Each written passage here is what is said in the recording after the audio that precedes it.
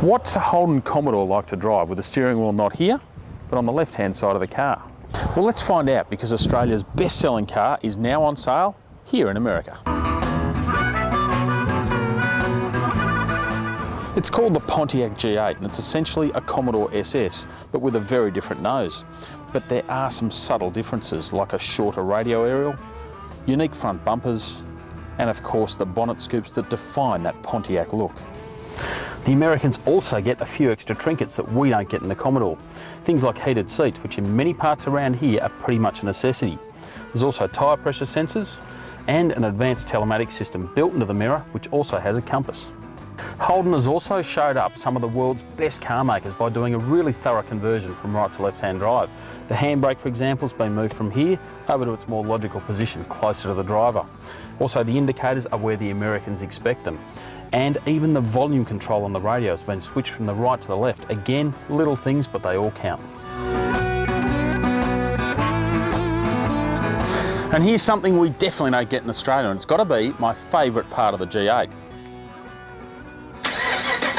How cool's that? Remote starting, so you can sit in your kitchen, have your coffee and let the car warm up.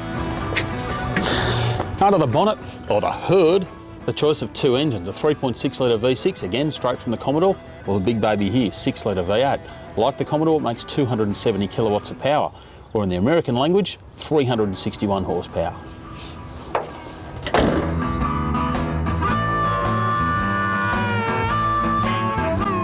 And if you listen to that noise, of course it's classic V8, but it sounds even better than the one in Australia. Maybe it's just me, maybe it's just because I'm over here, I don't know, but either way, it just seems to have a little bit more meat. As for the way the G8 corners, well, not surprisingly, pretty similar to Australia, except the fact obviously you've got to get used to sitting on the wrong side of the car.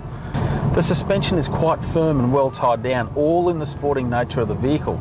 Some Americans may think it's not quite as boulevard as they used to, but those who appreciate driving will appreciate the G8.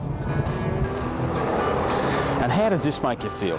A car like this in Australia is about $45,000. Here in America, this car's about $30,000. So even once you take into account the exchange rate, it's about 10 grand cheaper over here, even though it's come all the way across the ocean. Weird, eh? You're almost better off coming to America, buying one and shipping it back. Then again, the steering wheel's on the wrong side of the car. The G8 Pontiac First Drive was proudly brought to you by Penrite.